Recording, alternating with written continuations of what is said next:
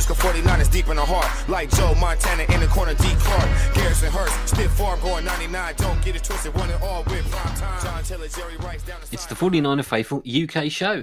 While the Niners didn't serve up a 50 burger for the birthday boy, they did start the season's home games with a convincing 30-12 win over the New York Giants. While it wasn't too bad a game to watch, it did have that ever so special Thursday night football feeling that we've all come to know and tolerate, I guess. I'm Gareth Ellis. Refreshed and relaxed and barely awake, it's Lee Gowland. Barely awake. No, I'm not doing too bad. I am refreshed. And hi guys, how are you doing? It's Paul Hope. 3-0, baby. And Najee Karar. Hello, everyone. Hello, boys. So, sounds like you had a good birthday, Lee. You've got a little bit of a special feature, I think, to introduce. A surprise on the podcast.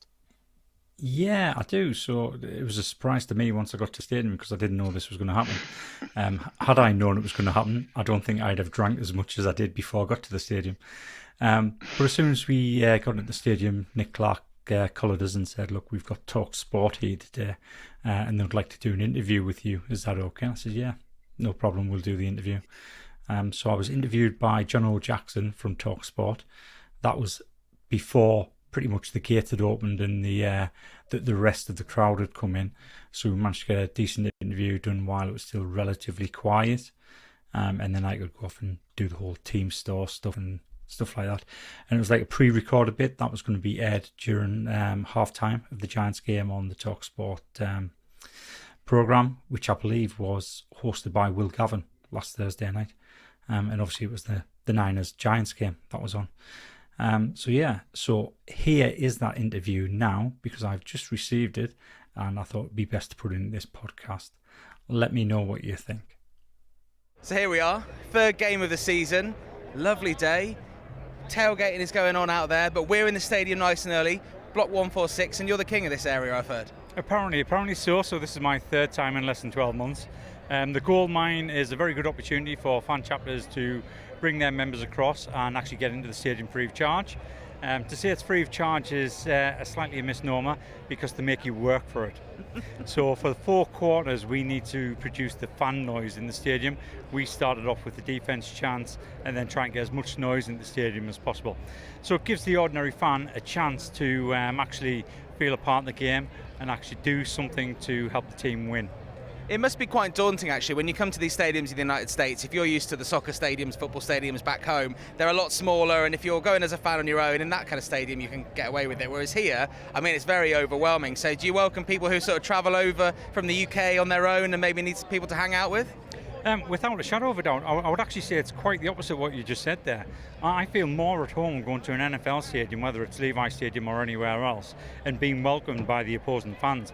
You don't tend to get that over in the UK if you go to a Premier League game, Championship game.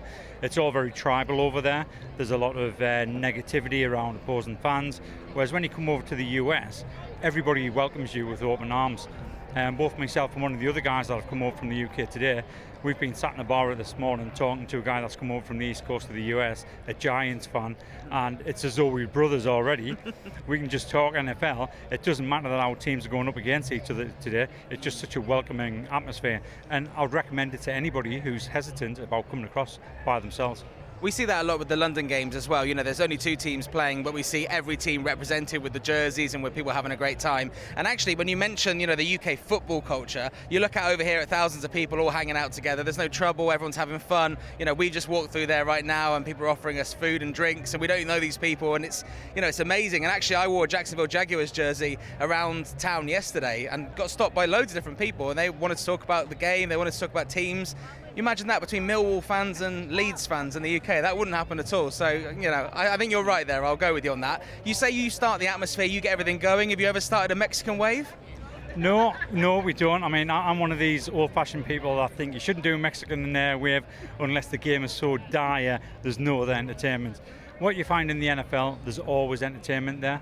Even when a game's a little bit lopsided, something can change that game at the end. So, I'm not in favour of the Mexican wave. I don't particularly like it myself.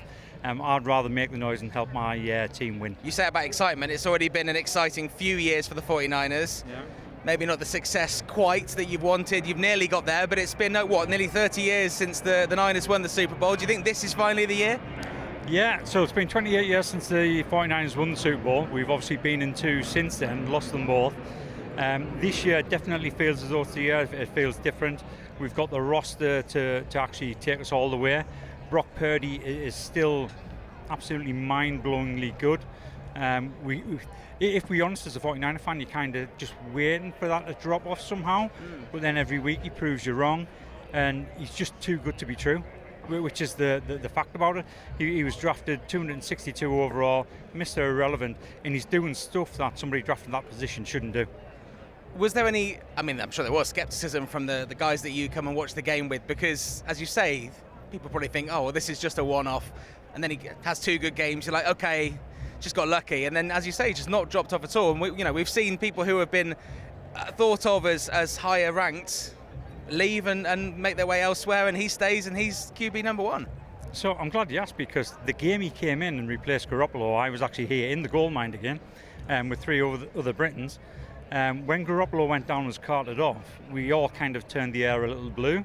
We were all a little despondent, thinking, well, that's our season gone. Brock Purdy came in and he had a shaky first couple of drives. Some of his passes could have been better, but then as the game went on and he grew into it, we couldn't believe what we were seeing. What we say, so we've got a podcast on the 49 Fifth UK, and what we always say is use the eye test. The eye test is better than anything else. Forget about the stats. What does he look like when he's playing? Is he making the right decision? And every time Brock Purdy gets that ball, he is making the right decision. He's a very good quarterback. He is. I was hosting that game that you were here for back in London, and we talked in the pre-show about Brock Purdy, and it just seemed like for some reason we gave him too much discussion. And then, he came into the game, and then, the rest is history. So it's going to be fantastic to see what he can do here against the Giants. This season, as I say, is looking good. The sport is growing massively in the UK. We see the UK games selling out straight away. We've gone on to Germany. Obviously, there's the game in Mexico as well. The 49ers are one of those teams that are really pushing themselves to expand their fan base. And obviously, the fact that we're listening to the 49ers versus the Giants here on TalkSport tonight means that that's part of it, and it's huge. It must be quite nice to be part of a team that's really pushing themselves in the country you're living in. So not only is it good to be part of a team that's doing that, we are actually part of that team doing that. So the 49ers reached out to us as the premier fan chapter outside the US. We are helping them grow the fan base. I actually delivered them with a 6-page strategy document at the start of August to say, this is what you need to do in the UK. So my background is in IT infrastructure, but I've since gone into operations direction. I run companies. So I presented them with a strategy document to say, this is how you should be growing in the fan base, not just in the UK, but globally as well. Do it in the UK first. Test it out there. If it works, you can use this wherever you go. It's good that they've got the UK marketing rights. We've obviously got competition from 5 of the other teams in the UK. We would like to be the one that grasps that. So it's all a case of deciding what success looks like, deciding what the product is that you're actually going to present to people. Because in my mind, the product isn't what you're seeing on the field. It's not the team, it's not the organisation.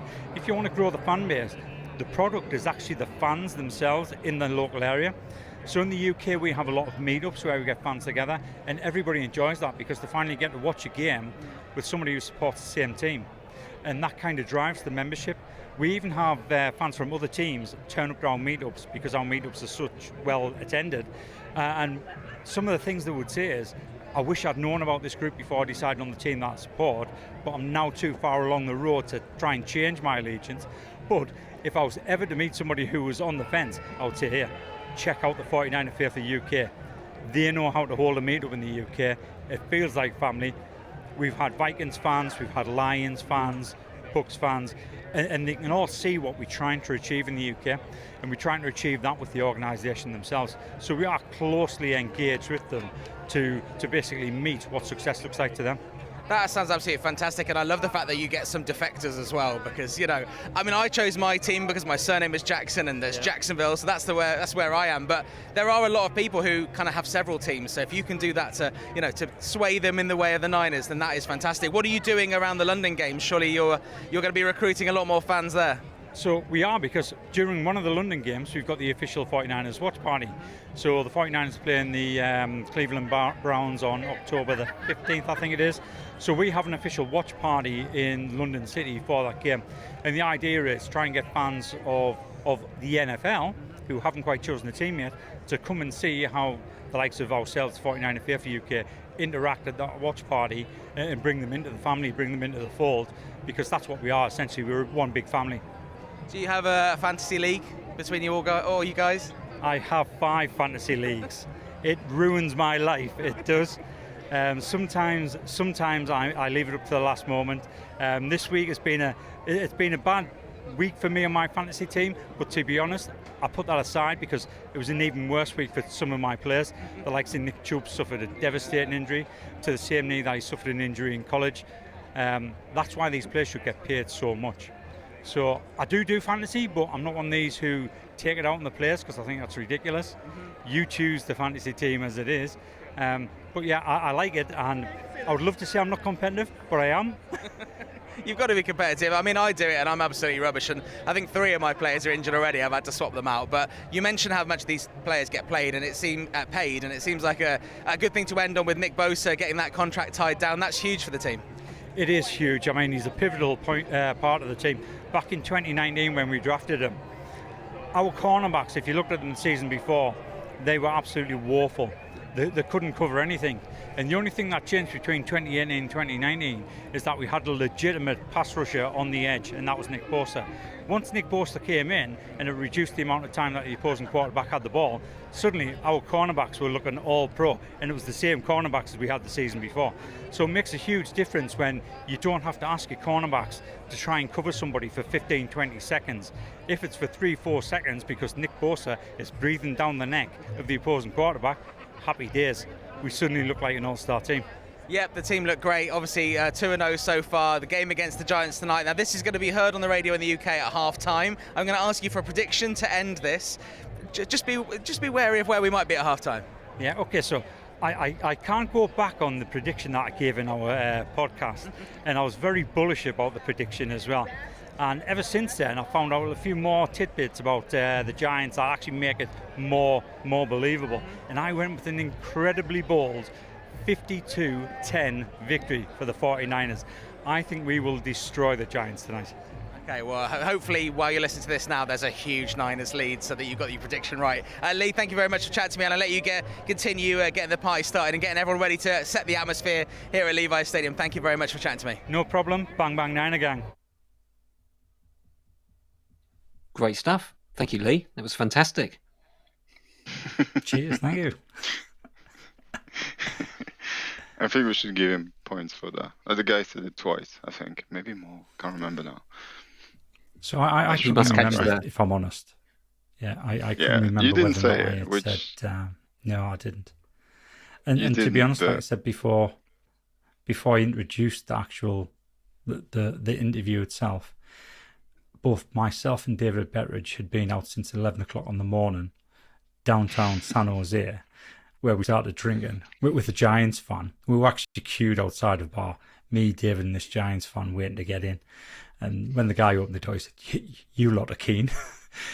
And we did. We had quite a lot to drink before we got to the stadium, because we knew once we got to the stadium, it'd be maybe an hour and a half to 2 hours before we got the opportunity to get a drink, because you have to go through the whole waiver process and go through the safety briefing, what to do, what not to do.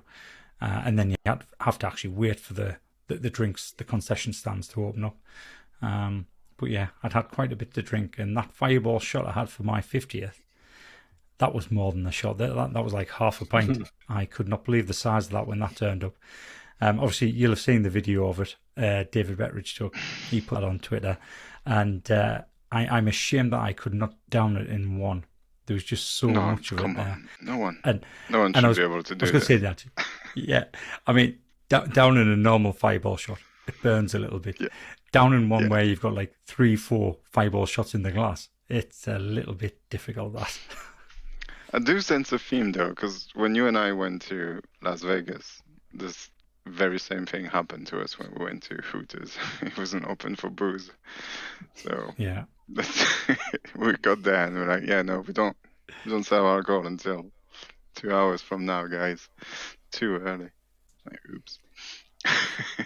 All I can say is Martin Hughes said no commently when he saw that video. I'm joking, Martin. Yeah. I'm joking. It was a massive fireball shot. So the disclaimer is we do not approve of shots like that. No. It was... Drink responsibly, please, people.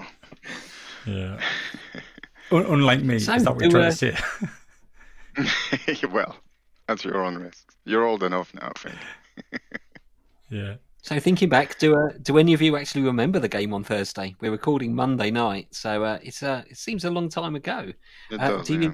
Do you lads have your talking points on the game? Kind of. I do. Blank Yes, faces. yes. Go on. So then. no, Go no, on no. then, Lee. So I actually do my homework for a change. So I'm going to wow. put a little bit of a movie spin on this. Okay. So first of all, I'll tell you what I'm going to talk about, and I'll give you my bullet point for that. So the score line. So the movie theme is "Honey, I Shrunk the Burger." Yeah. So that was the first one. The second one, Purdy's Very nice. performance. Shaken, not stirred. Very Yeah. nice. Ooh. And the last one, Deebo Samuel. Catch me if you can. Very nice. Very good. Very Those are good. my Yeah, three. someone's put Very nice. some time into the homework. Yeah.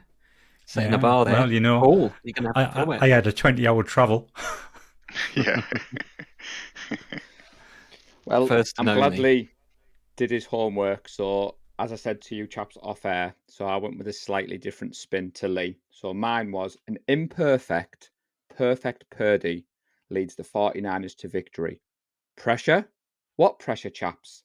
Now, I will say, Gareth, context is important, and I have no doubt that us four fine gentlemen will delve into the Brock Purdy performance, because if you're anything like me, you've seen the hyperbole of it being the worst performance of his career, but you look at the box score, you look at the stats. But more importantly, Gareth, we put 30 points on there, and the only other talking point, Ronnie Bell. My boy Ronnie. We will get to that later. But yes, We will. number 10 We is will. hung up behind me, but that's my talking point for tonight, Gareth, buddy. Great stuff. Over to you, Najee. Follow Yeah, I that. had kind of three things, quick things. Was that? Well, the first one was, oh, hi there, Mr. Bosser. Nice to see you. My second one was no BA, no problem. As in, I don't know if people know, but Debo's Instagram is 19 problems. So bit of Oh, a bit meta. bit meta, yeah, very in with the kids. And my last one was, did you guys know we have more than one running back? Apparently we do. And that was good to see. I almost went along those lines. I've gone for Birthday Boy Buoyant as Brock Better's Big Blues Blitzing. Nice. How is that not a safety? I clearly need to brush up on the rules. And finally, Definitely not. O-line, okay? I'm going to leave that one hanging. Yeah. But I'm going to pick Fair up enough. first, I think, the point that Paul made. I always believe the NFL has this thing. You're not considered a good or a great player until you do it in a prime time game. I thought Purdy had a pretty good game, given that he was blitzed more than any other quarterback has ever been blitzed while they've been recording that stat. Paul, help me make sense of what people are not seeing that I'm seeing with Brock Purdy. Because I thought he had a cracking game. And those two touchdown passes are as sweet as you will ever see. Oh, I mean, you look at the numbers. I mean, everybody goes on Google, you can get the stats for yourself. But the biggest thing for Brock Purdy, for me, was the explosive plays. We had 6 explosive plays what the NFL look at, classed as deep ball. So you look at the Deebo Samuel touchdown. Let's face it, we've never seen that before under Kyle Shanahan. That touchdown pass was amazing. The blitz, we talked in the preview show, chaps, that the Giants were going to blitz because that's what they do. They were aggressive. I didn't think they were going to blitz 84% of the time. And in the NFL, it said that if you blitz a rookie quarterback, it puts pressure on them. Hence my pun at the start. Pressure? What pressure? Yes, it wasn't perfect. As I said, an imperfect, perfect Purdy. He didn't turn the ball over. 2 touchdowns. He got the ball out quicker than he's ever got out before. And he threw for the most yards in a regular career game, like a regular season game, than he's done before. I just think we're spoilt with Brock Purdy, as Najee has been driving the Brock Express for months now. What more do people want to see, Gareth? I know some of the content creators are trying to get the clickbait, and there's talk of, what we gave up for Trey Lance. We need to enjoy this offense. 30 points again. We haven't even started. As Najee said, Brandon Ayuk has been his favourite target. No Brandon Ayuk. Ronnie Bell stepped up. Deebo Samuel stepped up. Hello, Mr. Kittle. It was nice to see you in their pass catching role. So I thoroughly enjoyed Thursday night's game, and I just think Brock Purdy's going to get better and better. So for me, Gareth, buddy, I just don't know what the problem is. I don't know. Najee, can you explain it? Why Brock's been still getting a bit of negative criticism and people are watching a different guy, clearly. Yeah, I don't know. I think it's probably jealousy a little bit. People can't quite handle the fact that we found this guy and he's actually that good. It's also, I think Lee's alluded to in his interview and he said it before anyway. We're still waiting for that one game that he's going to have a bad game, because it's going to happen at some point. That proves that he's actually human. And every time he's kind of a little closer, because in fairness, he hasn't been as good as he has been in the past. So I think people are just jumping to conclusion. But I mean, you guys, I'll take this kind of performance any day.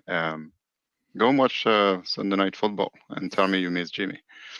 I just, he's played good enough for us to put 30 points, and we didn't even need 30 points. So we win the game, we move onto the cards, and it's just more fine. It's fine. We're winning. We're 3-0. Why are we picking holes in? I don't know. I don't understand why either. He's the best. Let's just enjoy it. You were there, Lee? He was that vaguely sort of blobby, fuzzy shape moving around in your middle distance. That was Brock Purdy. It was. I could have sworn that was David Betteridge. Yeah, I mean, just echo what Najee just said there and what I alluded to in the interview itself. We still can't quite believe how good he is, and we are kind of waiting for that fall. But it was a tough game for him on Thursday night. I agree. It probably was his worst game that he's played for us. But he still played well. He had a few shaky throws. He had a few that he could have put it in a little bit better placement. I think Deebo didn't help him that much either. He did drop a few. But I thought he did really well, considering, I mean, like Paul just said, 84% blitz rate. And he's still getting the ball out. He's getting the ball into playmakers' hands. And that pass to Deebo at the end of the fourth quarter, that touchdown pass, wow. Absolutely on the money. I think he was stood on either the 47 or 48 yard mark when he threw that. So that's pretty much gone 50 yards into the end zone. And it's been pinpoint. And people say he doesn't have an arm. To me, that looked as though he had an arm there. He had an arm that can keep defenses honest. And for people to look at his performance negatively, because it was still a good performance, it just wasn't one of his best. I think they've got an ulterior motive. They've got a narrative that they're trying to twist, and it's probably because they haven't particularly warmed to him. It's the whole 49er thing. We have so many fans that think you can only like one quarterback. You can't like them all, or you can't like the backup and the number one, and you have to have one guy or the other, and you can't have both, which I can't get my head around. I just can't get my head around that whatsoever. To me, Purdy's our number one. I said it on the interview as well. It's the eye test. Just watch him play. Oh yeah. He just does things that the others are not doing. With the eye test, the stats go with it, and that's why I can't understand why people are saying, particularly in this one, that Purdy had a bad game. He was a little bit out of sync at the beginning, but it's a Thursday night football when they haven't practiced, and he adjusted. I actually think it was one of his better games, given the situation, the pressure he was under, and the blitzing he was under. I think it was a great performance, and the stats show it up as well. So it just doesn't. Maybe it didn't have that wow factor, but some of the passes from watching the highlights back, there's a couple to the Kittle and Deebo. There's no sort of wow to it. that would grab your eye, but it's a perfect pass. He gets the ball when it's needed and when it's needed to get there, time and time again, on time and precise. It's just not the kind of flashy passes, and I think maybe that's something that he's not clearly a flashy player. He's highly efficient, and he just gets the job done without needing to do a quick run around and dodge 3 tacklers and pump fake and then get the ball out. He just gets the ball out 2 seconds later and it's done. So anyway, hopefully we can put that one to bed. I want to pick up Nagy. There was a just before we get off Purdy, one thing. No, it is Purdy. It's all about Purdy. So obviously, being at the game, one thing you don't get to see is up close what's going through the player's mind. Whereas watching it back on TV, watching the game in 40 this morning, you could see some of the throws that weren't coming off for Purdy. The look in his face was basically one of determination rather than a despondent look. It was, well, okay then, if that's what you're going to do, I've got a way around that. You could see he was thinking, okay, that didn't work. I know what I'm going to do next time. That's what it says to me. You can just kind of read that when you see them. And obviously being at the game, you can't see that because you're a mile away. You're a mile away and you're like 10 sheets to the wind after tailgating all afternoon. But yeah, I think you're right, Gareth, in a way that he did stand up to be counted on Thursday night. Things weren't going his way like they have other games. But you could see he never lost heart in that. And he kind of learned quite quickly. Well, that's what I was meaning, Gareth, when I said an perfect Purdy. 33 of the 39 dropbacks he was pressured on. He hit 20 for 31 for 247 yards, 2 touchdowns, and more importantly, 0 interceptions. Yeah. As Nagy said, some of my non-49ers fans hit me with that. You don't watch football. I tuned in and watched Sunday Night Football. I was watching other quarterbacks around the league. I was seeing interceptions being thrown. I was seeing dangerous passes being thrown. I think Brock sometimes, chaps, doesn't do the whole beat the chest after a big play. Like you said there, Lee, he dusts off the bad play and he wants to get straight back on. He's commanding this offense. He's got the C on his chest. I know why Nagy was laughing there, because there was 2 players that really should have been picked off. It was just because our skill players made a really important block on that. Kittle was the one that stands out when he managed to get his hands in front of the ball. You mean the DB blocked out when he did the seatbelt celebration? He needed to get that on the stat sheet. That was a great DB knockdown. But we talk about luck in the NFL, Lee, and we're saying 0 interceptions. That's what counts. And that just says sometimes you make your own luck. And the team are behind Brock Purdy. He's thrown those balls, and Kyle Shanahan isn't shouting him out from the sideline. The team aren't saying, right, okay, you've thrown a couple of wobbly ones. Let's go back to the run game. And that's why I punned the perfect, because we're sat here 3-0. What more do people want? I'm just confused, Gareth. Nagy, I think you're going to weigh in on Purdy before I move on to running backs. No. Unless We you can want to move go on. straight for running backs. Yeah. No, he did Like get a little Mitchell lucky. typing. Yeah. I don't know what you guys made of Mitchell's performance. I wasn't super impressed. I think it really shows why CMC is a special player. It just makes it look effortless and easy. It just glides through the hole. To be fair to Mitchell, he hasn't had much practice at all, if any. And he's not up game speed yet, I think. And that's why he needs rep. He did break a big one for about 18 yards, I think it was, which was the usual Mitchell we used to, and that was nice to see. But yeah, I think he's going to need to get up to speed a little faster, and for that he's going to need to play. And Kyle's command said that wasn't the plan. It just happened to be that way. I think just because CMC is that good, and it's just hard to take him out of the game. But I think we will see more of Mitchell in the future, especially in games where it's a bit easier and we'll probably score big and they won't score much. But yeah, no, it was nice to see. And Jordan Mason had a couple of snaps at the end as well. That's what you want to see. There's too many seasons where we relied on 4 or 5 guys for us to. It's a bit nerve-wracking to just see one guy there and just putting it all on his shoulder, essentially. But yeah, no, I'm happy to see the change in the evolution already, week 3. I know it's a quick game Thursday and all that, so that called for it. But yeah, it's nice to see, and it's nice to see Mitchell. He's gonna have to play better though, I think, if he wants to stay with us next year. But that starts by playing. So yeah, I don't know what you guys make of it, but I'm pleased. Is the word I would use. So I think you hit the One nail on of the you head leave there. in. I mean, I would agree with all of that.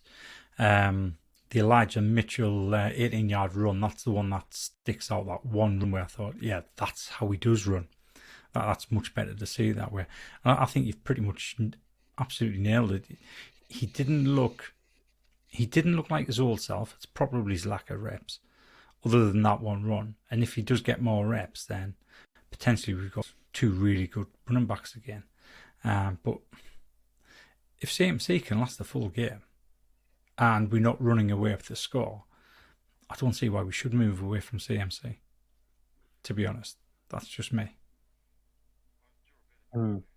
Yeah.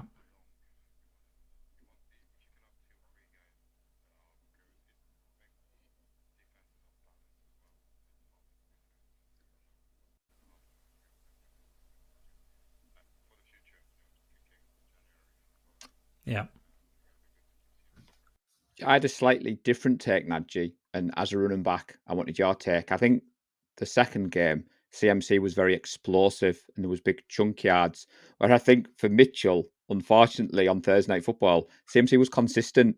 He got 119 yards, but they were very 9, 10 yards. There wasn't that big explosive play where he won the angry run.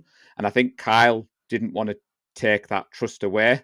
But you're right in what you're saying. It's nice to see Jordan Mason get a couple of snaps at the end. And like you said, Lee, the crowd got on the feet when Mitchell did that run. I know at 3, 4 o'clock in the morning in the UK, it was hard to not cheer. But the run game for me complemented the pass game, which is I think we've always wanted to see Gareth in San Francisco. We weren't too run heavy, and it just felt CMC. I'm just in love with that man. What can I say? He's definitely my next jersey. So he's just, I knew he was good, but I just didn't know he was going to be this good. And I can't wait to see him in person when we go over to the gold mine. Yeah. Cheeky Good to plug. see, good to see Mitchell and good to see Mason. Bit of an extension of the run game. The O line. I put O line okay because I didn't think they did too badly, given that they were being blitzed. And there were certainly a few runs where I think your new boy Colton McKivitz got in with a few blocks, and you don't have a commanding performance like this without winning in the trenches. And I think the O line did okay. Am I alone in that, or do you think that that's still an area of concern? No, I would agree with that. Obviously, this is going into my player talking about, so I may as well cover it off here. So McKivitz, I thought he was quite steady on Thursday night. He continues to make me completely forget about his performance on the first game, which at the moment is looking to be an outlier of games because he was dreadful game one. He's progressed since then. He is looking quite steady. He did miss a block. I think it was third quarter might have even been start the fourth quarter. He missed a block that led to a tackle for a loss on CMC when we were in the red zone, and he just missed that by a million miles, which looked pretty poor. But I don't know if that was a communication issue and he didn't really know which his man is. I'm not sure. Other than that, I thought he was good. You're right, he got downfield, and when he did get downfield, he was making blocks. He was quite quick as well. I didn't realise he was so quick when he was getting down there. I think to start the game, he was getting a little bit muscled out. He was getting pushed back very easily, but that soon changed. I would say probably the Giants' first and second drive, he was getting pushed about a bit. But like I said, that changed, and then he settled down, and it was steady all the way along. And I like the way he looks in both run protection and pass protection. I think he is looking like a decent player. The more we see him, the more reps he gets. I think he's going to be a very good replacement for McGlinchey. Paul, you're nodding. How about you, now Paul? I can see. Well, I'm going to repeat myself, chaps. I'm not going to say that well. No. I'm going to take the out of least. Consistent. Yeah, again, the offensive line has been one of those areas where people like to go online and criticise. And like Lee said, Colton McKivitz, people forget he's not a starter in this league until this season. They had to deal with the extra pressure. I knew the Giants were going to be aggressive, but I just didn't think they were that aggressive. The thing that stood out for me, Trent Williams, we have to address the elephant in the room. We were very lucky that he wasn't ejected. Obviously, we got the call in our favour. It was definitely a punch. And if you didn't think it was a punch, Trent Williams himself has shared the video on his social media, which I'm surprised he's done, because knowing the NFL, there may be a fine coming his way. But I think under Kyle Shanahan, the offensive line evolves as a unit. And we've just talked about the running game. The running game's only as good because of the offensive line. And Purdy, being as elusive as what he is sometimes, does cover up some of the mistakes. But I'm not overly worried, Gareth. I just think there's room for improvement. But I just want to see what happens next week against the Cardinals, which we'll get to on Thursday. I'm aware I'm jumping the gun. Yeah, I think that was a really good test for the O-line, getting blitzed that much. And I think there's something good there with Purdy and the O-line. He's saying to them, look, I only need 2.5 seconds. Put everything in, and I will cover you up. I'm not going to eat the sacks and make you guys look bad. Just give me that 2.5 seconds. Give me 3 seconds. That's all you need to do. I'm not asking you to hold this back for 20 minutes while I wander around looking for the perfect pass. And I think it struck me that, McGlinchey left for $80 million contract. I think he is right now probably the better player than McKivitz, but not by much. And I think that sort of puts it into context in terms of where we needed to spend our salary cap. And you just can't have pro bowlers at every position. And I think you just have to accept that you pick your poison on where do you want to be weakest. And I think obviously O-line is, other than Trent Williams, the rest of it's a pretty cheap unit because Shanahan and Lynch have decided to put the money elsewhere. And this is what you get. You've just got to accept that there's maybe somebody there who's not going to be troubling the Pro Bowl selectors, but he's good enough. Ooh. And I think that's something good. Is there some breaking news, or is this a technical error? Is it I'm back? Sorry. Lee's muted. Lee's muted his microphone. It's Oh, adding dear. to the suspense. Yeah. He's still muted. Still muted. All right, Great can you hear us now? podcasting. Yes. Yay. Fantastic. Don't you just love Oh, technology? he said it. He said Yeah. it. Hold on. Mark that on the sheet, please. Yes, please. That's definitely a So- full one. Yeah. So I'm not sure if it's breaking news. It's the first time I've seen this, but Brock Purdy is the youngest quarterback ever to throw for 700 plus yards, 4 touchdowns, and 0 interceptions in weeks 1 to 3 of the season. Wow. The other It two truly is who a he's stat beaten for out. everything. Oh, hang on. No, Have you I just see made what's that up? in there. No. I know. So I know CJ Lamar Stroud. Jackson. Lamar Jackson is the youngest. Well, Yeah. whilst So he he's was fact 22. checking Purdy that was one, 23. I misread what it said. we was did it? forget It's to in tip the a nod fake, to. Yeah, You just I wanted won't. to talk more about Brock, didn't you? You just wanted to. I did, yeah. I understand completely. He's reminded me though, Nadji. We forgot to credit CMC for tying Jerry Rice for the most Oh, yeah. consecutive games with a touchdown in San Francisco history. So Yeah. since we've moved on from running backs, we better slip that one back in. So I well know, done, Lee. Jerry's losing all of his record because George broke one of his as well last week, didn't he? So, yeah, Records are there to be broken. indeed. There's some of Jerry's records you never thought were going to be broken, even some of those, and then you think, hang on, we've got 2 players breaking them at the same time, or at least tying them. Yeah. Bodes well. I think we've covered the offense quite well. We had some questions Did on you guys on talk about the, Ronnie Bell?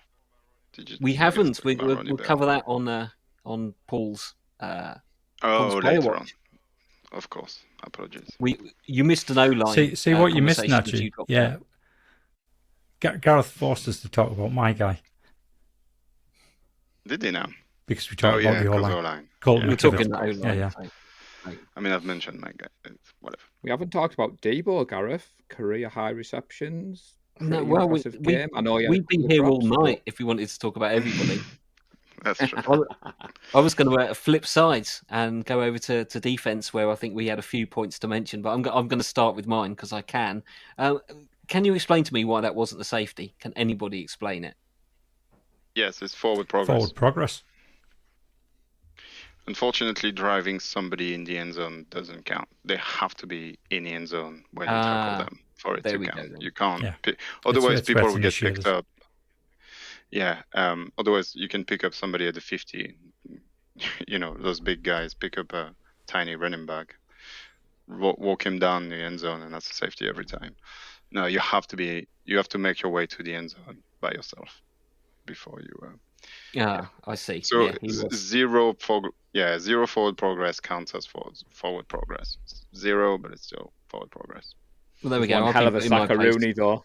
Mm. One hell of a Saccaroni. It was good to see It him was a good back, one. like Nadji said at the start. I mean, he was in touch. If he doesn't get this, that's probably the easiest sack he's ever had. I don't understand the game plan here, Mr. Dabble. You're gonna have to explain that one to me. Let's not block Bosa at all and see what happens. Yeah, no, good things are not gonna happen. You aren't questioning the reigning coach of the year, are you? And I am. It's weird. What are you doing? Just block him with anyone. Yeah. It's already hard enough with one guy or two guys. But yeah, no, definitely not a sack. Not even close. I think he's when he gets contacted, he's at the 2 or something like that. So Not a safety. Yeah. No, definitely not. Well, that's me learned, schooled. But good to see the two big earners on the D line both coming up with a sack. Yeah. Oh yeah, it's good to see Hargrave. We signed him for that. That's 2-2 now. And then Bosa over the first one of the season. Yeah, it's good. We needed it. We needed those guys to ramp up, and it was always going to take a minute, get used to each other and how everything works, and new defensive coordinator, so things are slightly different, than when D'Amico was here. And the Rams had a game plan that completely neutralized what we were doing on the D line, and the Giants didn't have a choice but to pass, so gave us a little bit more time to get there. Yeah, no, it's good to see. Again, we're ramping up. This isn't as good as our defense is going to get. I think we're going to get better and better and better. And it's good to see the stat line like this. I really wish Armstead could get more sacks so we could get the recognition, because he's one hell of a player. I'm starting to think we did the right thing, letting Buckner go and keeping Armstead. As much as it pains me to say it, I think it might have been the right choice. He's very, very, very good. Undoubtedly. Lee. D-line. Gareth. D-line is just D-line. phenomenal. It's phenomenal. I mean, you look at the PFF stats and they are just ranked so high. I think this year I can't think of a better D-line that we've had, even when Buckner was here back in 2019.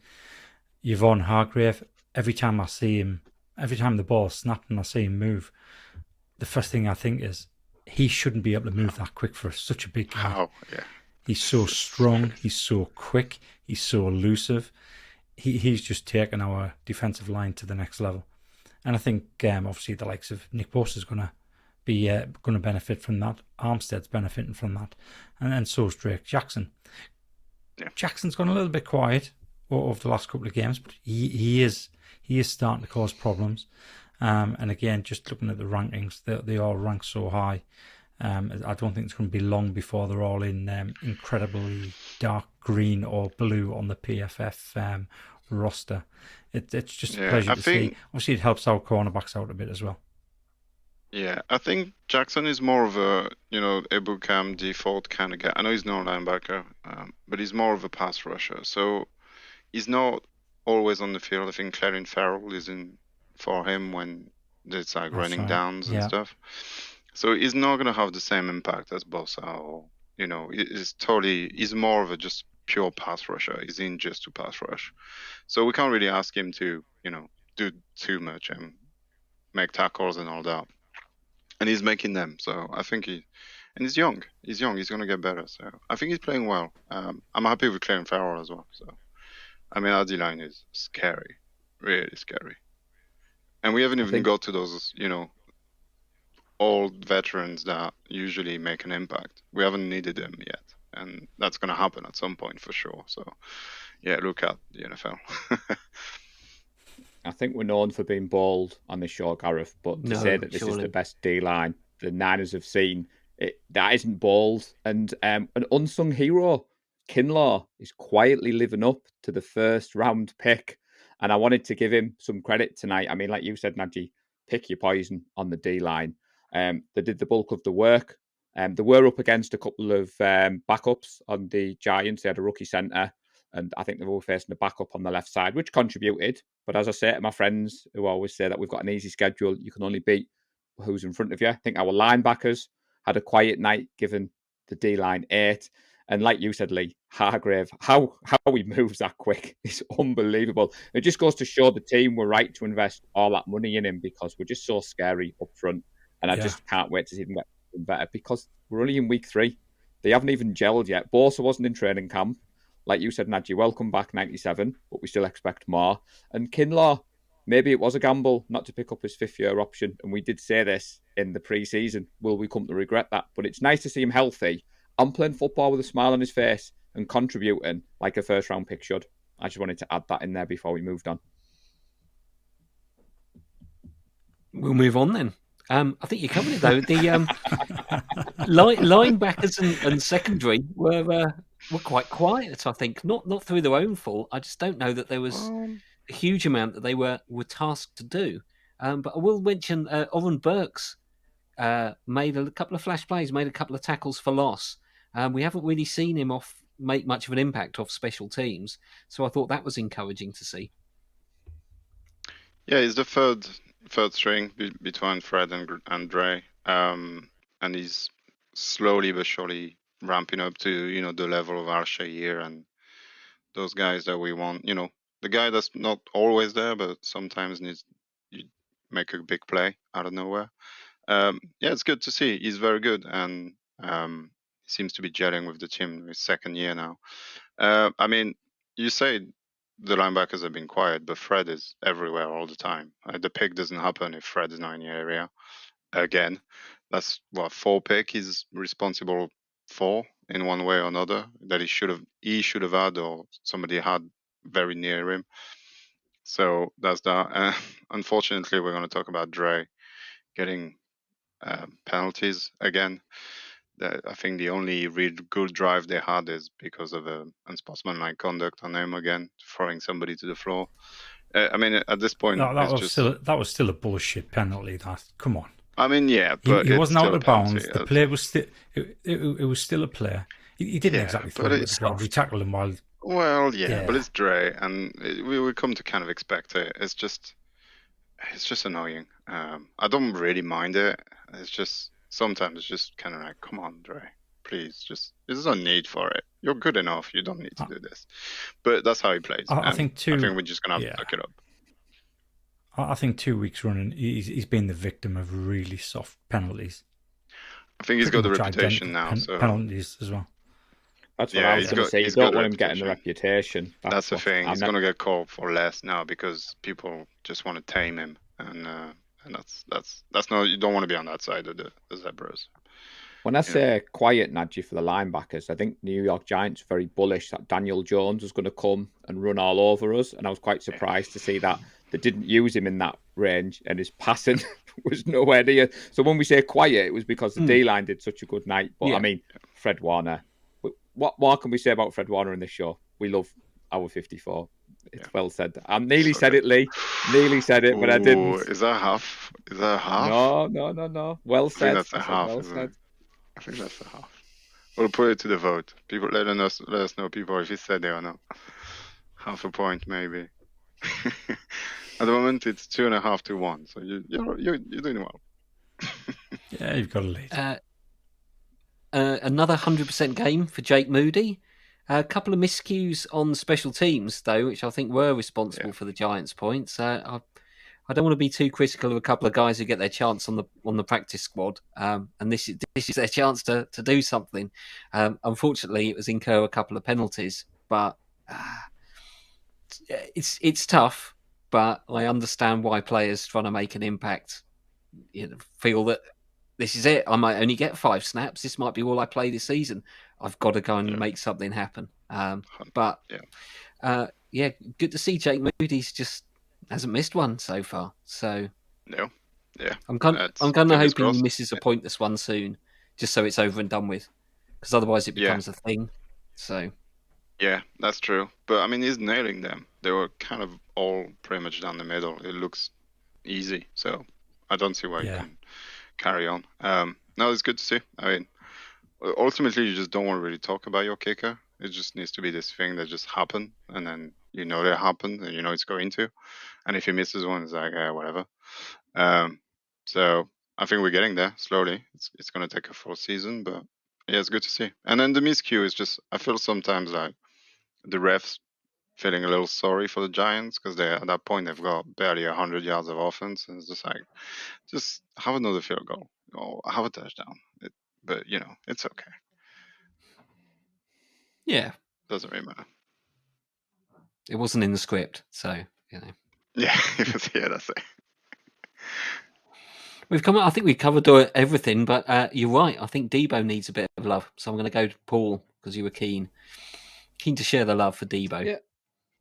I mean, 68 snaps. It was a career high receptions for him. As Lee said, not perfect, hence my perfect statement at the start. There was a couple of catches that I think he would have back, but he's the Debo from that season, a couple of seasons ago, where he gets the ball in his hands and it just makes defenders miss. And that touchdown pass, I think he needs a bit more credit as a receiver. Yeah. The route run, the stutter step and go, he left the cornerback, and then the way he brings that ball in. So we said it, Brandon Ayuk was out. Most other teams, Ayuk would be the number one receiver. As Nadji said, no BA, no problem. 19 comes along, and it's just great to see him be the focal point of the offense. We all remember that amazing run against Dallas where he went up the sideline. He said, "Give me the ball, Kyle." And I think Shanahan put the ball in his hands. And it must have been awesome, Lee, to see the stadium electric when Debo had the ball in his hands. Obviously, we're sat at home watching, but you're in the stand. Tackles. Yeah, it was just awesome. How many did 5 people? 4 people? 5 people? On players like that, the atmosphere does build up really, really quickly. And it was good to see. It was good to see. We were all willing him to get past that final tackler. But yeah, it was great to see. And like you said, Paul, I mean, I mentioned it earlier as well. Sometimes it's a little bit frustrating to watch Debo because his hands aren't the best. He drops passes that he really should be pulling in. But if you get the ball out to him in the flat with a nice, easy ball straight to him where he doesn't need to do any work, then off he goes and you just can't catch him. You just can't tackle him. He's so elusive and he's strong, really, really strong. He's got that low centre of gravity where he's almost like a running back, which is why we use him as a wide back. He's got a change of speed. He's got a change of direction. He makes tacklers miss, and it's great. It's exciting. It's really exciting when he gets the ball, and I think that leads to such a good atmosphere when Debo does start to break these tackles, because everybody's thinking, right, is this the one? Is this the one where he's just going to wipe out the whole team and go for it? But it is. It's great. I'm glad he's on our team. 129 receiving yards, Gareth. So like you said, Lee said there, we use him as a wide back, but I think he was a true wide receiver, and it's nice to see Kyle sprinkle it in. So we've shown the love for 19. And I think there's probably some love as we move on to the player watch. With Lee has already covered his player. I think Nadji's kind of covered his player, really, with Jordan Mason getting a couple of snaps. So the floor is yours, Well, he's Paul. actually... I'll just jump in because he's actually on pretty much every special team. I think he needs to earn his reps. I think that's the way he's out. Remember when BA second season wasn't playing much? I think that's where Jordan Mason is at the moment. No, I wouldn't say in the doghouse, but kinda. And he just needs to show the grind and be trusted to get the reps in games. I think, past years when he had them, it's kind of because he was number 2 because of injuries or whatever. But now that he's number 3, if he wants to get on the field, he's going to learn the reps. So, yeah, no, he's on pretty much every punt and kickoff. So you'll see him make a couple of tackles. He's very often near the ball, so you'll see him. But it's nice to see him 2 snaps. Yeah, on the offense. So I'm sticking with him. Good. We'll see how it goes. Yeah, sticking with him. So a brief Jordan Mason interlude. Over to you, Paul.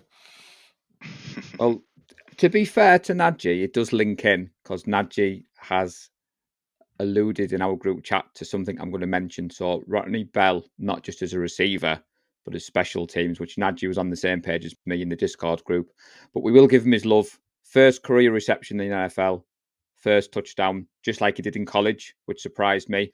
I think we were all amazed that Brock even put the ball up there, but to see him leap and come down with his feet in bounds, I mean, obviously he's my boy, so I was jumping around the front room celebrating.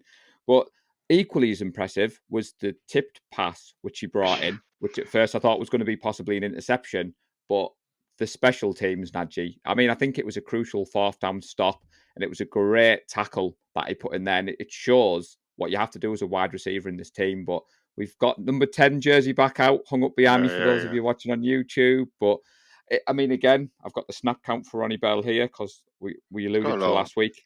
He took 31 snaps, Gareth, and I think, as he said, he fitted in well in the blocking, and it was just great to see that touchdown. So, Lee, another claim to fame. You were there when a number 10 had his first touchdown previously. You were there again on Thursday night, so I made a mental note to mention that, buddy. Yeah, that wasn't lost on me at all. Yeah, it was good to see that, definitely. And I think he's going to be a special player. I do. Oh yeah. You remember that time in the preseason when we saw Brock, and I was like, "This guy's good." Ronnie Bell's got the same vibe. He's good. He's very good. He needs to polish a few things. That route he ran wasn't super crisp, but he passes the eye test. So if we can keep him around and keep him on training him, and I think he's going to be a good player for us. A very good player for us. Well, I think if we keep sprinkling him in, come week 10, 12, 13, I can see him going off on a game. Yeah, it's the limitation is there's a lot of mouths to feed on our offense, but Brock sprays the ball around. Shanahan, as soon as you've got his trust, I think he won't mind putting you in on any situation if someone needs rest. So, well, we've been saying it. We're not going to be able to keep everyone. I think we are going to lose people. Somebody like Jawan Jennings, somebody will give him a bigger contract than what we want to give him, I think. And he'll be perfect to replace somebody like that. Maybe even bigger names might get snatched up if we can't pay them, because we can't pay everyone. That's the reality of the NFL. So it's good to see that we've got people coming up from the ranks and that can do the job. So. Absolutely. I think we've done the game. Lee, do you have the score predictions table and we can dissect it if we so wish? I certainly do. Oh, you do? Yeah. Let's do this. Okay, cool. You do. It's close. Neck and neck. Well, close for some of you, perhaps. It's only 3 games in. Plenty of points. It could have been better. It could have been better. I was so close. I was so close. I'm sure Lee had a word with Kyle Nadji, because when we had 30 points, we could have scored another touchdown. And I was like, Mr. Gowland's had a word and said, Paul's got 37 on his score prediction. Don't be scoring a touchdown here, chaps. So I wanted one more field it wasn't goal just me. And that 2-point conversion. I had the whole gold mine chanting at Kyle. Kneel down. Kneel, take a knee. That's why Sam Darnold came in. I knew it. Yeah. I knew you were responsible for that, Gowland. That is right. So for the people listening on the podcast, because I realize this isn't very audio fantastic. Lee and Paul both first on 19. Me third, I guess, on 15, and Gareth trailing with 10 points. But it's close. You can score 15 on one game, so you could be first next week if you get it, if you nail it. So I could theoretically, mathematically I could be, but we've probably got more chance of winning the lottery, I think. But there we are. So the score predictions is going well. Like you say, it's still early, but a little bit of daylight opening up between you guys at the top there. So. Yeah, I better buck my ideas up. Just predict 30. It's quite I was about to say, it makes it very easy with this offense. We're all going for 30. Pretty simple. Well, We we should scored look forward 30 to that points in 3 weeks. on the Yeah. on the Cardinals preview show, where you'll have to get your thinking caps on for what that score's going to be. Since we have recorded the last show, Shanahan and Lynch have had their contract extensions. Good time to do I it. mean, Certainly, I think they're worth that's it. not But it seemed a bit that's random not the biggest moment. news. Sorry. What is the biggest news? It's not the biggest news, is it? Well, we can talk about the biggest news in a moment, because I don't think we've said it, but we will say in a second. Let's talk Kyle and John. Go Go on. on, Lee. You were there. See, I was going to say, Nadji's goes absolutely intrigued now. Yeah, I don't know what the No, but big you news guys is. know. the Kyle- You guys know, but Yeah. I don't think people know. That's we know. But before you let the cat out right, of the bag, yes. there's no I coincidence, know. Gareth, that Lee Gowland was in the Bay Area and Exactly, they yes. announced the contract extension. Yeah. There was some truth to that tweet, Lee. It was very coincidental Yeah. that a multi-year extension's agreed just when you happen to be in the Bay Area. So thank I you for took that. my lucky It was pen. great news. You let them write whatever they wanted on that piece of paper, didn't you, Lee? So I do have a did. question I for did you, indeed. because I haven't seen any kind of details about length. So they just said, oh, they've signed for more years, and it's just like, great. I'm Yeah. very happy about it. But how many? Yeah, more I years don't think exactly? details have been released. Okay, so it's not just me. But I think this is the second extension. Yeah, it's got to be Yeah, the it second is. extension because they were given Yeah, it six-year is. terms at the start. They were Yeah. extended after 3 or 4 years. Yeah, For another I three think. Three. to 26. So Yeah. I'm guessing this is another 6 on top. I would 29. imagine. Yeah. So until 29, or another 3 on top. Sorry, yeah. So not to 29. Yeah, makes sense, doesn't it? Makes sense. It would. I think it's good for the team to kind of. There was some sneaky rumours, Nadji, that Lynch might go off at the end of the season for the TV money. Was Kyle on the hot seat after the Trey Lance picks? And I think the organisation have said, these are our guys. He's a multi-year deal. And it sends that message throughout the whole team, doesn't it? This is the John and Kyle show. So I'm all aboard the Kyle and John Yeah, Express. I'm we had delighted. a really good discussion on the group a few days ago about the philosophy and what would you like? Would you rather win one, or would you rather be relevant every year, even if that meant you lost 4 or 5 championships in a row? And I think that's a clear message that the way we're building this team and being relevant every year is the way we want to go.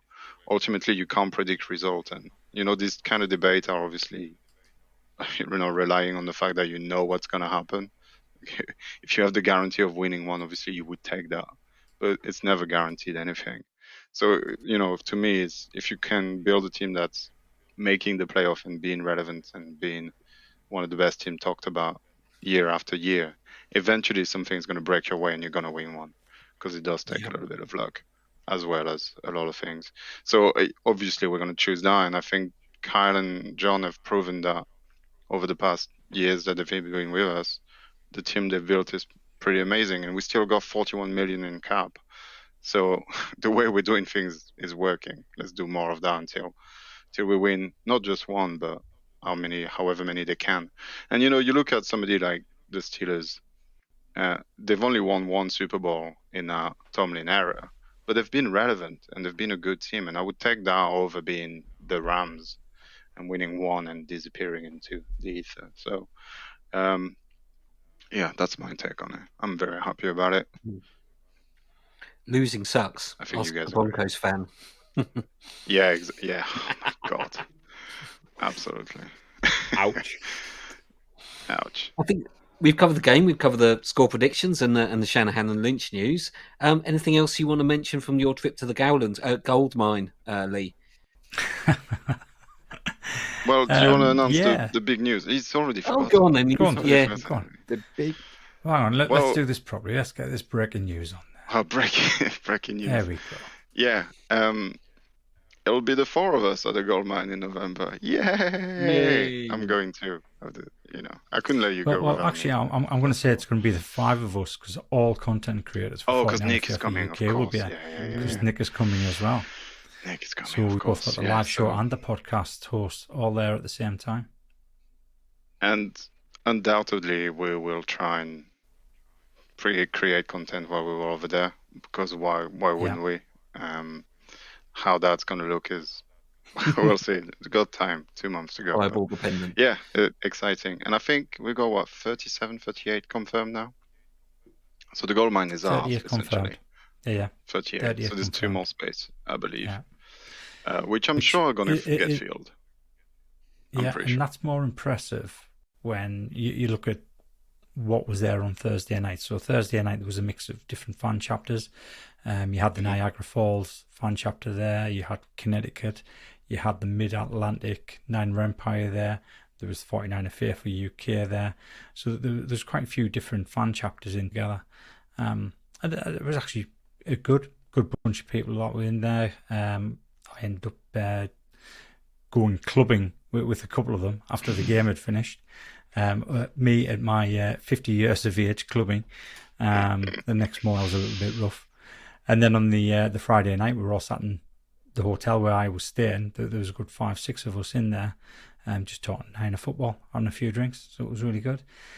So one of the guys, Joe Godley, I think he's Mid-Atlantic Niner Empire. On the Friday morning, I decided to get an Uber to the nearest Costco, which was just the other side of the airport, in the hope that I might be able to get myself a Gold Bar whiskey, Joe Montana limited edition bottle. And just as I got out the Uber, he's Joe rocking up as well. Me and Joe looked at each other, and at the same time we both said, "I'm here for a bottle of Joe." And then we proceeded to giggle like schoolgirls as though we were doing something wrong. But yeah, there was a whole crate load of whiskey there. It was just so funny that the way it happened. But yeah, some good guys out there. Met some brilliant people. I did an interview with Ty Olsen. So Ty came down to the hotel on the Thursday morning. He brought a pretty good setup. He filmed on both the iPhone and iPad, wireless mics. It went really well. The whole setup was good. I'm really looking forward to actually seeing it. I think the show's probably going to be about 25 minutes to half an hour. Obviously, you would need to go back and edit that. Make sure everything was okay, make sure the audio was okay, because at the time you can't actually monitor it because of the way we did it. But that was fun. It was fun to talk to Ty. I think it kind of Ty is flowed really amazing. well. He's a great guy. We have to say thank you to Ty. He's promoting us so much, and he really doesn't have to. So people, go and find his channel, go and find his podcast, go and listen to him. He's very good too, and he's super nice. Yeah, thanks, Ty. See you in November. So the gold mine last Thursday night was like a who's who of content creators, to be honest, because you had Brian Culp was there wearing his Jet Moody number 4 jersey. He's looking forward to seeing Paul in November. His wife Tony, who's part of the East Coast Red and Gold podcast, as well as Niners Jess, Bex, they were there as well. David, I can't remember his surname, but he goes on Brian Culp's show. Can't for the hell of it remember his surname. And then there was somebody else whose name I've unfortunately completely forgotten. But I did follow them on YouTube, but I can't remember what you call the show either. Hopefully Bryant will see this or listen to this podcast and he can let us know. Trying to think who else was there. I think as far as content creators, that was it. John Chapman did pop round, come say happy birthday to us after he'd finished his tailgate and before he got round to his seat. And believe it or not, so I stood in the gold mine, and I think it was the third quarter, late in the third quarter, and it was either Lawrence Lofts or David Betteridge tapped us on the shoulder and says, "There's a guy behind wants to speak to you." And I turned around and I was looking at this guy thinking, I don't recognise him. But then the penny dropped. It was actually the cabin crew off my flight over. I'd been stood talking to him when I was stood trying to get rid of me cramp for 3 hours at the back of the aircraft. And I just happened to mention I was going to the game, which he didn't realise was on. He thought, great, I'll see if I can get myself a ticket. So he turned up. He turned up at the game and he came around the gold mine to find us to say, thanks for letting us know about this. I really enjoyed it. Cool. So thank you, Jose, for making the effort to come round. Yeah. And I actually finally got to meet Steve Madden as well. So I don't know if you've seen Steve Madden's name in the group at all, but Steve works at Levi Stadium. The first time I met Steve, he was already a member of the group. It was back in 2017, and this was the infamous aluminium edition video that went up. So we're getting tickets to basically go anywhere where we wanted to in Levi Stadium. We could go down into all the posh bars, the hospitality suites. The only thing it didn't let us do was go field side. And we hadn't realised that. We thought the tickets allowed us to go everywhere. So we tried to get field side, and it was actually Steve that stopped us. And he was doing his job. He didn't realise who we were at the time. And then Steve's manager had come over because he heard the accents. And this is the part where he said, "Oh, do us a favour, say aluminum for us." So I said, aluminum, right? He says, no, do it the way you say it. So what? Aluminium. And that was it. That's when he completely lost his shit. And he said, turned around to Steve and said, "Look, these lads can go anywhere they want. Let them go field side." So that's when we got field side right behind Cheaty Petey and the rest of the Seahawks bench. So yeah, I was out having my photo taken with a guy called Cash. Let me quickly have a look to see what his name is on Twitter, because I don't know his surname. But it was nice of him to come. So he is party at 901 bar, 901 club on Twitter.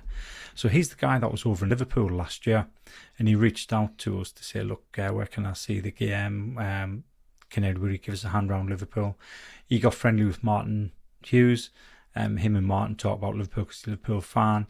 And on the Wednesday night, after I landed, he said, "Look, do you want to meet up for a beer sometime?" So there was a little bit confusion, right? Because I'd already arranged to meet David Betteridge the next morning at the Britannia Arms, the Brit, down in downtown San Jose at 11 o'clock. So I'd messaged him. I said, "All right, I'm meeting David Betteridge, 11 o'clock at the Brit." He says, "That's fine." He says, "Tell you, can you make it at 10:30? I said, yeah, I can be down there whenever. I've got nothing spoiling." Thought nothing of it. Had a couple of pints in the hotel. I went to bed about 10 to 9 because it'd been a really long day for me. 11:15, I get a call from reception. "There's a guy down in reception waiting for you." I said, "Really? Are you sure he's waiting for me?" And then I'm starting to think, who could this be? And the penny hadn't dropped to us. And I walked down, got myself out of bed, got dressed, walked downstairs, looking all over. I'm thinking, yeah, there's nobody here I recognise.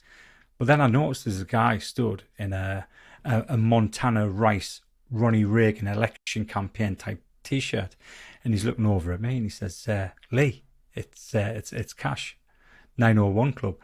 So I got talking to him, and I didn't have the heart to him at the time to say, "Yeah, I meant 10:30 tomorrow morning, not tonight." And I'd already been in bed for like an hour and a half. So he says, "Do you want to grab a drink?" I says, "Go on then." So we actually ended up, he drove us round to the Marriott, which is the team hotel where the players stay, in the hope that there was going to be some players there, but there weren't. So we started having a drink in there for maybe an hour and a quarter. And I think it was on the way out of the Marriott, I think the penny dropped for him. And he turned around and he says, "I've just realised, you meant 10:30 tomorrow, didn't you?" I says, "Yeah, I did." And then he was all apologetic. I said, "Oh, don't worry about it. Don't worry about it." As it happens, it turned out really well because the Marriott sold Anchor Steam on tap, and Anchor Steam basically went bust back in June. So if you can find Anchor Steam, it's like gold dust because they're going to run out of it shortly. So that's a shame. That could have been my final drink of Anchor Steam in the team hotel the night before my 50th birthday at a game that I was going to be at. So it worked out well. That's something I will remember. Fantastic. I think we can summarise that as a good trip, Lee. But it's not your birthday Tiring. anymore, so we're not indulging you. No. And your monologues for much longer. Onto the Cardinals. Yellow flag on the play. Yellow unsportsmanlike conduct. I need that one. I think we should wrap it up there. We've crossed the hour mark, and we have the extra 10 minutes that Lee's going to insert later. So I think we should wrap it up, unless you've got something burning that you want to say. I'll save it for Thursday. Don't worry. Yeah. Well, thank you for joining me, lads. But Thank I you. will now be on holiday, so I'm going to leave you entirely unsupervised for 3 podcasts. That's the Cardinals preview, Cardinals review, and sadly, the Cowboys preview. But to make sure it's all fair and it is recorded for posterity, I'm going to make my score predictions now. We're going to beat the Cardinals 37-17. Whoa, hang on. Will Let's write that down. it be recorded? And we're going to beat the Cowboys 33-24. I like it, Carrot. I can always tell you later. I've recorded it now. And Yeah, thanks to please. everybody who does 33-24. listen to the show. 33-24 for Dallas. Giving the Cowboys too much credit. Yeah, Couldn't well, be the Cardinals. I am. I perhaps am. But there we go. I'm feeling Or jealous. are we taking the Cardinals far too lightly? Can you remember my boy that I wanted us to draft? Michael Wilson. Possible. Save Yeah, it for two- Thursday. Two receptions for 86 yards. Yeah, true. So if I can get them to shut up now, the boys will be back. Fully prepared and like a well-oiled machine between the awesome threesome they will be for the Cardinals preview show later in the week. Do enjoy the rest of your victory week and go Niners. Good Niners. Niners. Bang, bang, Nine again. We love the San Francisco 49ers deep in the heart. Like Joe Montana in the corner, D. Clark. Garrison Hurst, stiff farm going 99. Don't get it twisted, one and all with prime time. John Taylor, Jerry Rice down the